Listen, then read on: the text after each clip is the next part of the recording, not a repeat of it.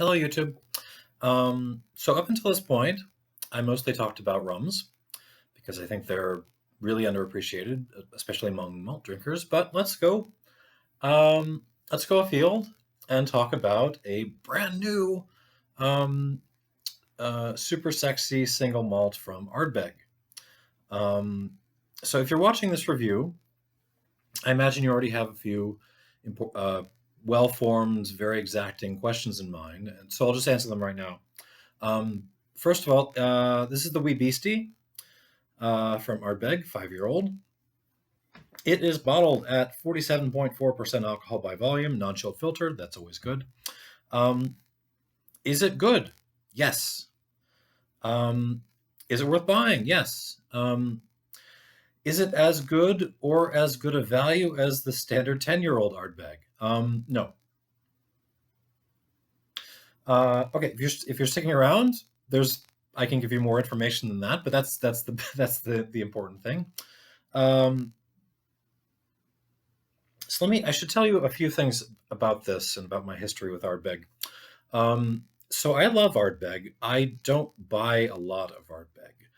Um, the 10-year-old is an absolute benchmark for spirits everywhere. It's just fantastic. It's still the best introduction to peated whiskeys out there at the moment. The problem for me has always been the rest of the range. I've never really been a fan of the Corey Vrecken.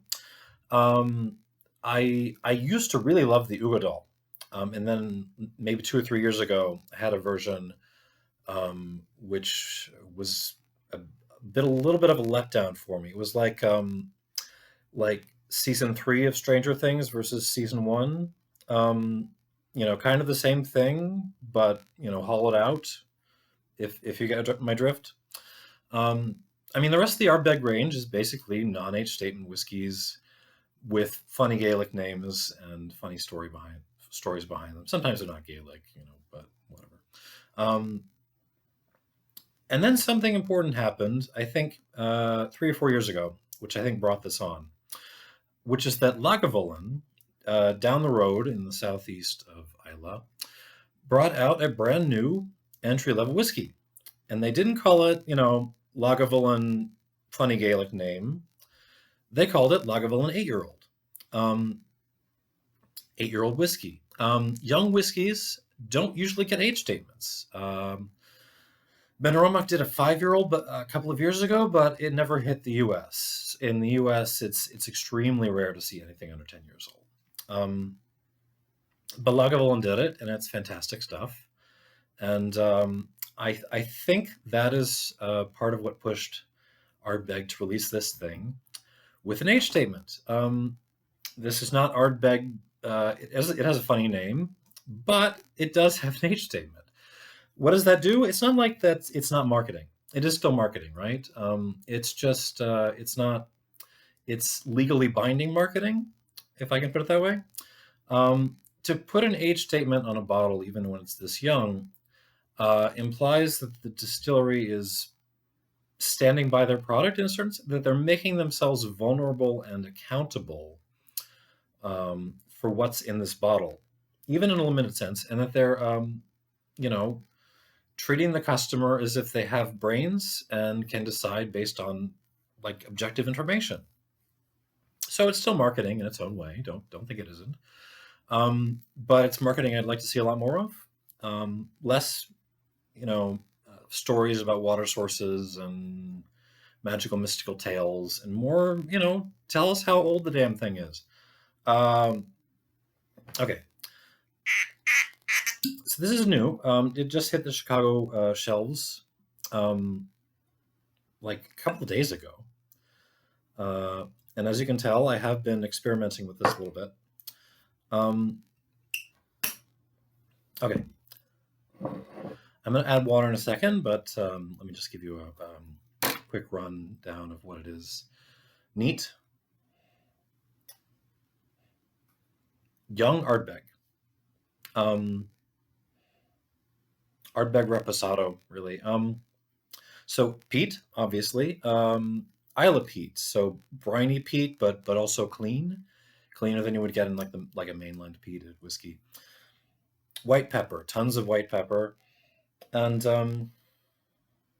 like a floral note actually, like dried flowers, but not clean dried flowers, like dried like if you covered them in mud and tar and like even smothered some tea leaves or something in there.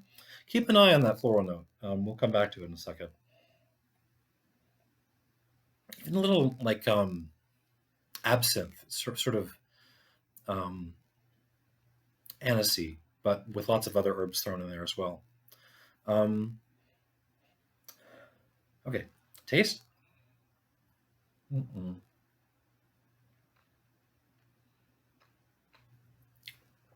Oily, viscous, young Ardbeg, um, seaside peat, white pepper, that tea thing again. Um, and so in the South, if you're making sweet tea, you have to sort of overstew your Liptons. It's kind of that character to it. It's like overstewed Liptons a little bit. Um, Also like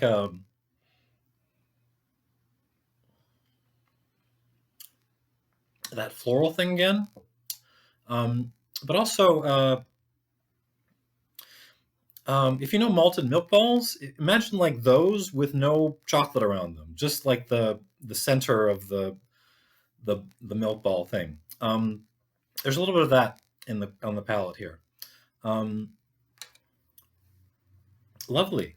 So what I'm going to do is I'm going to add a little bit of water and let it sit for a second. We'll give you a little bit of a spiel. That's probably enough. 2 squirts. So I will be honest. When I opened this bottle, let me move this a little bit.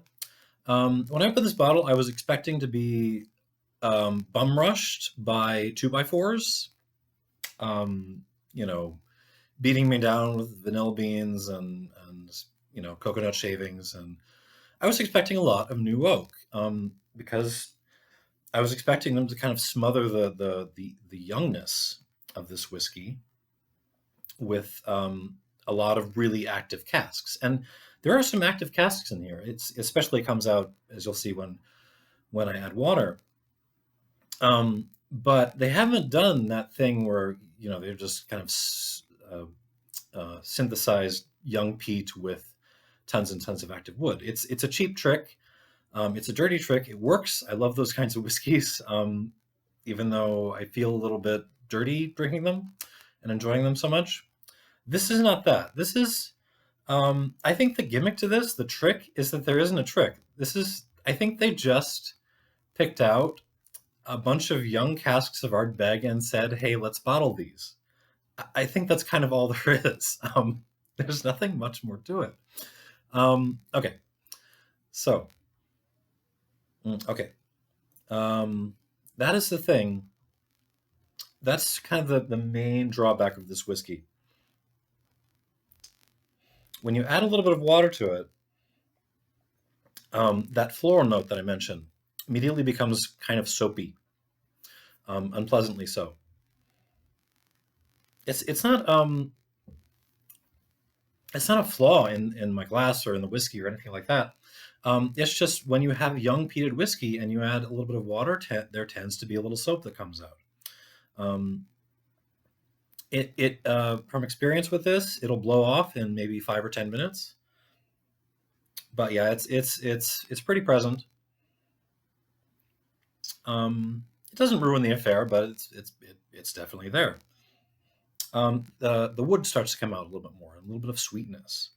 So vanilla, more black tea.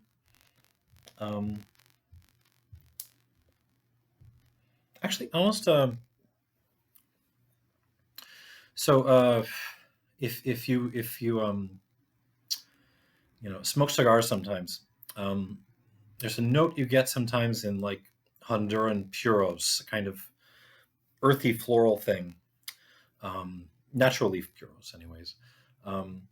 That's kind of coming out here.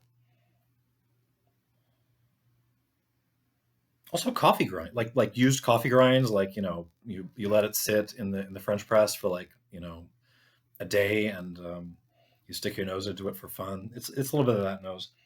Um, on the palate,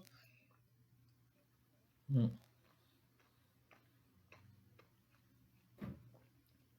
ooh, yeah, soapy here too. Give it a second; it'll clean itself up. Um, Sweeter again. Honey, like uh, on the East Coast, you can get alfalfa honey, which is very kind of Christmas spicy honey. Um, Anise, sort of absinthe stuff again. Um, More pepper. Um, the oak again starting to come out. So vanilla, but also like ashy notes. Mm, Maybe not cigars. Maybe it's just like a cigarette ashtray, old fashioned cigarette ashtray. Um, Not unpleasant, but if you love Ardbeg, this will be familiar to you. And there's something herbal on the finish which I can't nail down. Something herbal, put it that way. Um, Lovely, lovely young whiskey. Um, so as I said at the beginning, definitely worth buying. This is a good young peat monster. Now, the problem this runs into is the sort of competition in this price range. In Chicago, this is on sale right now for about $45. It's regularly about 50, which is the same price as the 10-year-old, and that's the main competition of this thing. I mean, we can talk about other things in the range, like I already mentioned Lagavulin 8. But its main competition is the normal 10-year-old. So, and that's just I haven't had it for a year or two, but it just from memory it's just a more kind of integrated whiskey. It doesn't have the same kind of peaty immediacy, but it also doesn't have those sort of floral soapy notes that I think a little more aging would take away. It's just more integrated. You're starting to get to what wine nerds talk about in terms of like tertiary characteristics. So I like this. I'm going to give it like an. I was going to give it an 86, but the soap is kind of throwing me off, so I'm going to give it a minus. So 86 minus. If you're wondering what the difference is between an 85 plus and an 86 minus, um, I don't know. That's just how I score it. Good. I would say, yeah, go try this if you're curious.